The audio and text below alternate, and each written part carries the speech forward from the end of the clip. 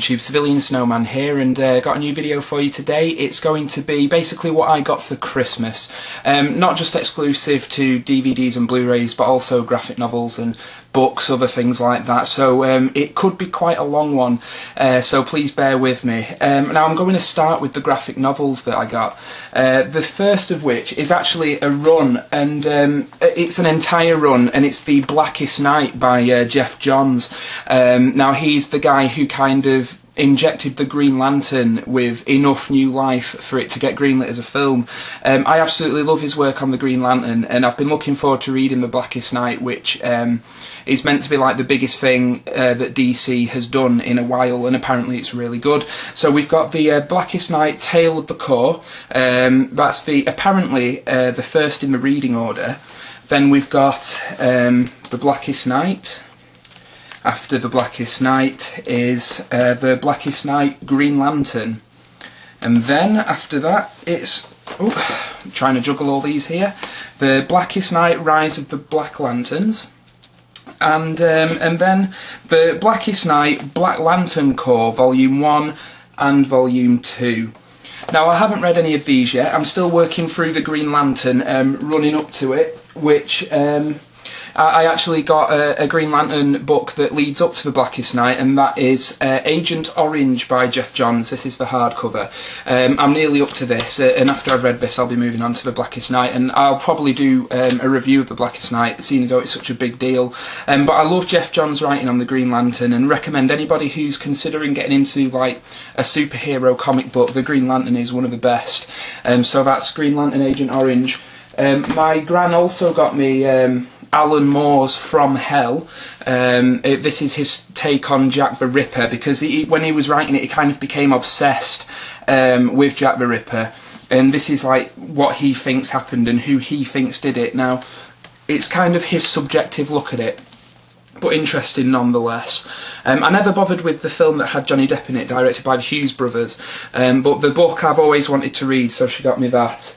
And my friend, the final graphic novel I got, my friend Joe actually bought me, because growing up we were both avid Stephen King readers, so he got me the first volume in Stephen King's new vampire series of graphic novels, and that is American Vampire, which Joe has read and he says it's absolutely brilliant. I haven't read it yet. But yeah, it looks amazing, so yeah, that's American Vampire. For the other books I got, my parents bought me Movie Makers, 50 Iconic Directors, essentially looking at 50 directors, everybody from, it says here, from Chaplin to the Coen brothers, and it ends with Tarantino.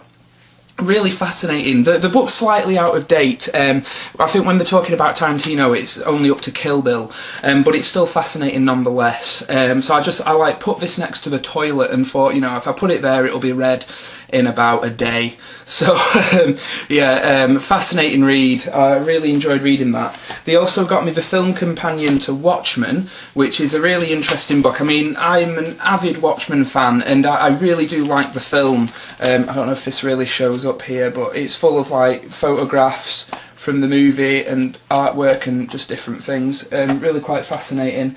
But like I said, I'm a Watchmen defender, the film that is. Obviously the graphic novel doesn't need defending. But yeah, I like the film, so I find that fascinating to read. And they also got me the Art of Terminator Salvation, which it's just a shame that some of the fantastic artwork in this book and concept drawings didn't make it into the film. But yeah, that's the Art of Terminator Salvation, another really interesting read.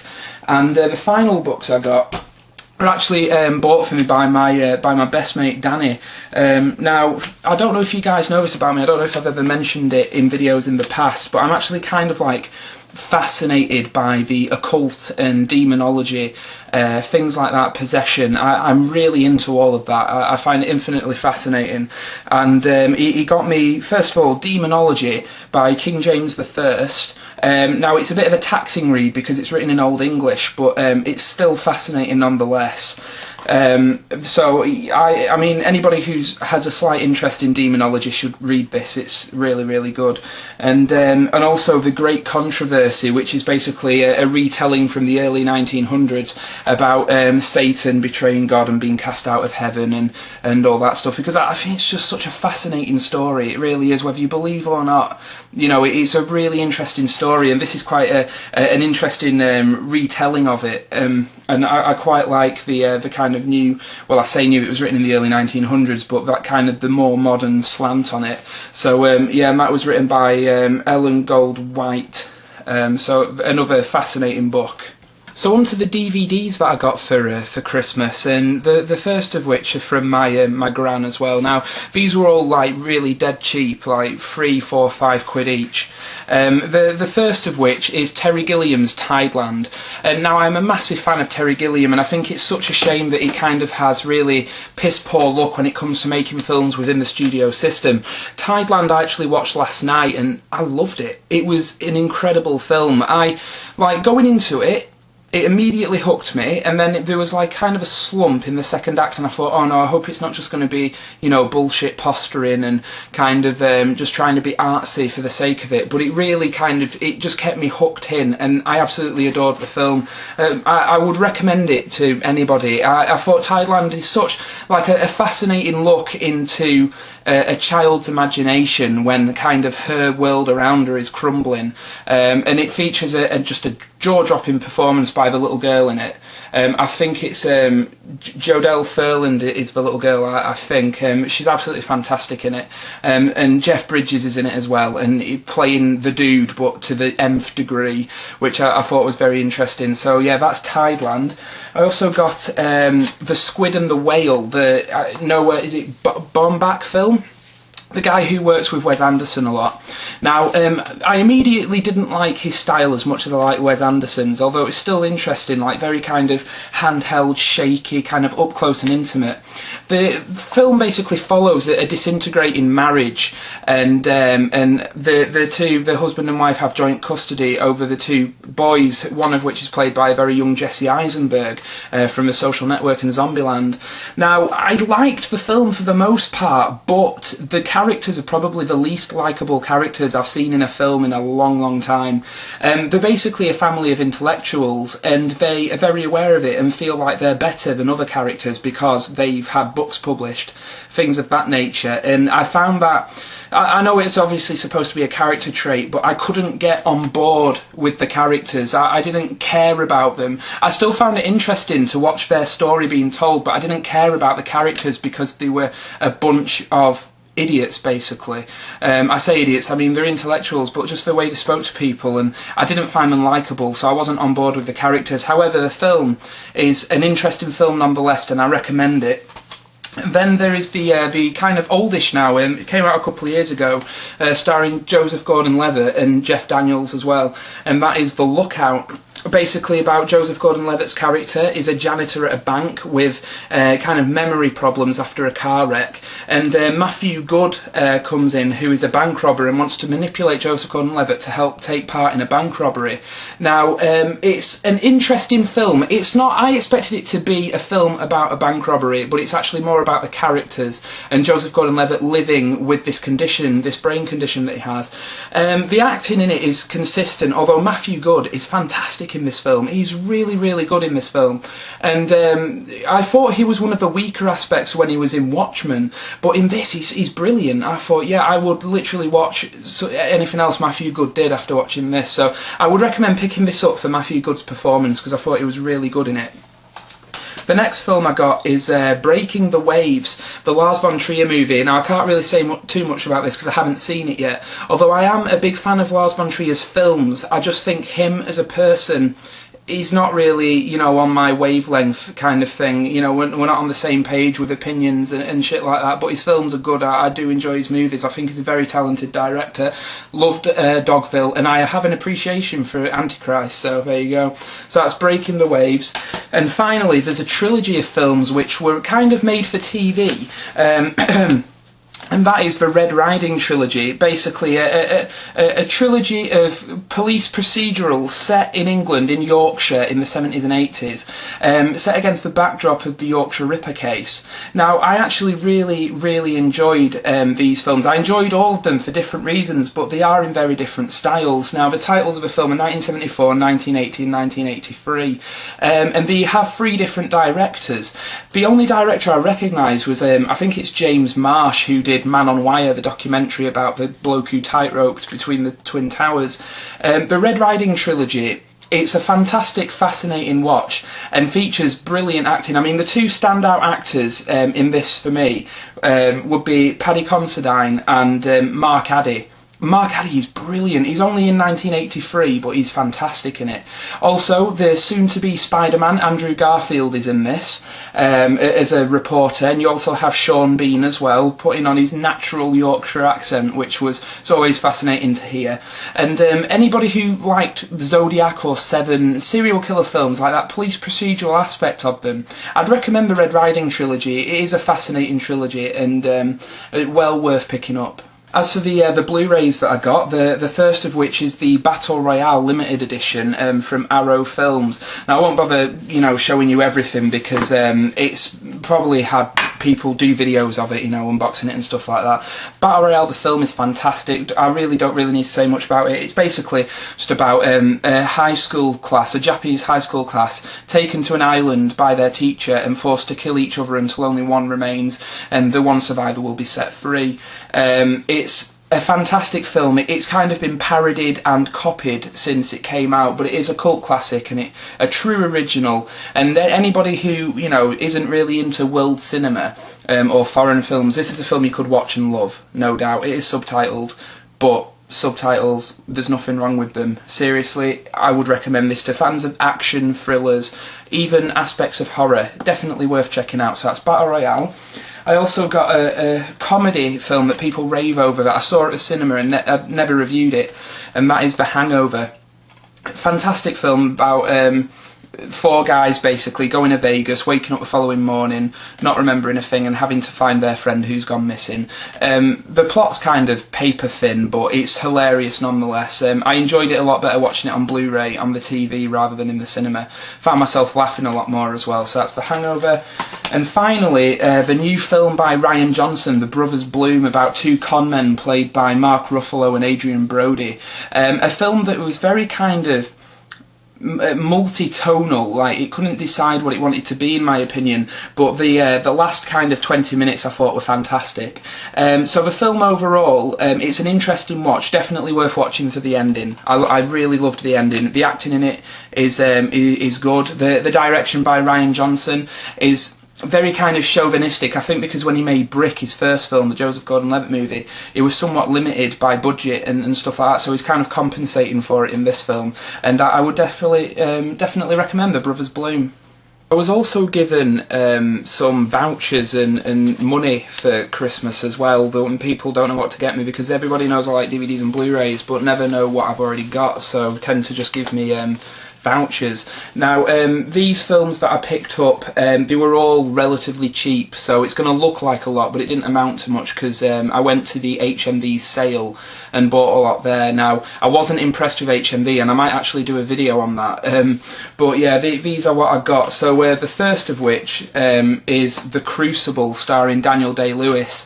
The Crucible is a play which I studied at college, sixth form college, and really liked. I actually really liked The Crucible, and it's influenced a lot of what I've written since. And then when I saw that Daniel Day-Lewis was in a film adaptation, I thought, yeah, I'll definitely buy that. And it was only like £2-3 anyway, so I thought it would be quite an interesting watch because, like I said, I really enjoyed the play. I also picked up When Harry Met Sally just because I've never seen it, and it was dirt cheap as well. So there that is. Choke, the adaptation of the Chuck Palahniuk novel, one of my favourite novels of all time, directed by Clark Gregg, the actor who plays like the head of S.H.I.E.L.D. in Iron Man, the Avengers and stuff like that. Choke, the film, nowhere near as good as the book, but then again, the book is one of those that you couldn't really faithfully adapt. into a film because it'd more than likely be banned. But they have a good stab at it. It's just after watching David Fincher's Fight Club, in terms of adaptations of Chuck Palahniuk novels, it'll never be topped. So, Choke, if you look at it on its own merits, I'd say it's an above average film. I also picked up another one, most of these I haven't seen actually, so I can't really comment too much on them. Halloween 2, the Rob Zombie version. Now, in my opinion, I know a lot of people have said it's awful, but can it really be worse than the original Halloween 2? That's what I'm wondering, so it may be interesting to say the least. So, Halloween 2. Also, one of Steven Soderbergh's early movies, The Limit, starring Terence Stamp, another one I've never seen, but I love Steven Soderbergh's work, including the Ocean's trilogy, so I thought that would be interesting to watch one of his earlier films. Also, a film that I've heard a lot about and not seen yet, but people are talking about it a lot online, and I thought I'm going to have to see it just to say I have, and that is Trash Humpers, basically about people who go around a town and basically hump bin bags wearing old people latex masks. Apparently the film descends into chaos. It's like a found footage documentary, and they start doing illegal stuff and then start getting really dark and kind of scary. It's been compared to the Texas Chainsaw Massacre, which is a bold claim because that is a fantastic horror movie. So I thought I'd check it out and give it the benefit of the doubt. So that's Trash Humpers. I then picked up, it's actually a twin pack, one of which I already own, but I wanted A Life Less Ordinary because it's one of the only Danny Boyle films I haven't seen. It gets a bad rap, but it sounds interesting. It sounds a bit messy. It's a love story featuring angels and crime and guns and stuff, but it sounds interesting. It comes with Very Bad Things, which I've already got and seen and like, and this was £3 for both of them. So you can't really complain. So A Life Less Ordinary, the Danny Boyle movie. And finally, in the way of DVDs, I picked up Neil Jordan's The Crying Game, another film that's considered like a modern classic. I've never seen. I don't even know what it's about. I've purposefully not read the blurb because I don't want to know. You know, I'll put it in and watch it. So, also got The Crying Game. I also picked up some Blu Rays, the first of which is probably a surprise of the year for me, like a film that I don't know what I was really expecting, but I really enjoyed, and that is The Losers. It's fantastic. It's better than The A-Team. It's essentially a piss take of The A-Team, based on a graphic novel, but it's just, I really enjoyed it, and I think it's really witty. Some of the dialogue is really funny and genuinely good, like good dialogue, and I thought, like, while I was watching it, who's written this, because it's really good. And then when it got to the end credits, it's written by Peter Berg and James Vanderbilt, who did Zodiac. So I thought, no wonder it's so good. But yeah, it basically features kind of B-list actors like Jeffrey Dean Morgan and Idris Elba from The Wire. But then you've also got like Chris Evans and Zoe Saldana from Avatar.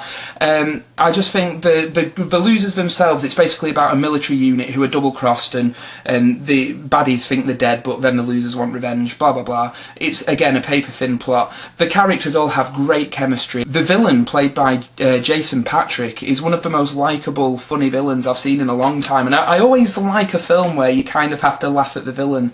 He's hamming it up, but really funny. He gets the best lines of the movies as well. I recommend The Losers. If you haven't seen it, watch The Losers, because it's really, really good. I also picked up a couple of films I've never watched, older movies. Make Way for Tomorrow, which came out in 38, 39, I believe, about an old couple who have to kind of split up and go and live with two of the different children and on opposite coasts of the country, and it's basically a love story, but comments on like what happens to older people in a more youth-orientated world. Ahead of its time, apparently. I haven't watched it yet, but it's a forgotten masterpiece according to critics. So that's Make Way for Tomorrow. And I also picked up the Metropolis Steelbook Blu-ray with the restored cut with like 30 extra minutes. Fritz Lang's sci-fi movie, which any film fan has to see. It's influenced basically the whole genre of sci-fi. Name a sci-fi movie and chances are it's been influenced by Metropolis, so that's for Steelbook Blu-ray. I also picked up The Last Exorcism on Blu-ray, a film which I reviewed a few months back before I went to America. A film that I really like. I liked it a lot more watching it on home theatre. Now, the ending's shit, there's no denying that, but the film itself is fantastic. And what I find quite fascinating is the director, Daniel Stamm, has already said that Lars von Trier is his favourite director, and you can definitely see the influence, how he focuses more on character than the scares, and I think it's a fantastic film and thoroughly recommend it. And then there's Gamer, a film which I reviewed ages ago on my channel, an action film by the directors of Crank. Good and enjoyable. And then there's the Edgar Wright box set on Blu-ray, which features Scott Pilgrim vs. the World, Shaun of the Dead and Hot Fuzz. I've watched all three since I bought this. I love Edgar Wright's work. He's a fantastic director. Scott Pilgrim, I reviewed and raved over. I think it's one of the best of the year, the graphic novel adaptation, and it's literally like a living, breathing graphic novel. It's an incredible film. And this box set's actually quite good value for money. This was £30, but that works out at £10 for each Blu-ray, so, you know, I thought that was worth it. So yeah, that's the Edgar Wright box set. So that pretty much covers everything I was given for Christmas and everything I've bought with Christmas money, blah blah blah. There's quite a lot, but like I said, I was kind of bargain hunting while I was shopping, so I ended up not spending an awful amount, you know, so I was quite happy with what I got there. And yeah, like I said, I recommend, if there's anything in here that you haven't seen or read, anything like that, go check it out, because you know, there's a lot of stuff in here worth looking at. Well, thanks very much to everybody who's watched, and everybody who comments, rates and subscribes, but you're all brilliant. Thanks very much. This is CivilianSnowman signing out. I'll see you later. Bye.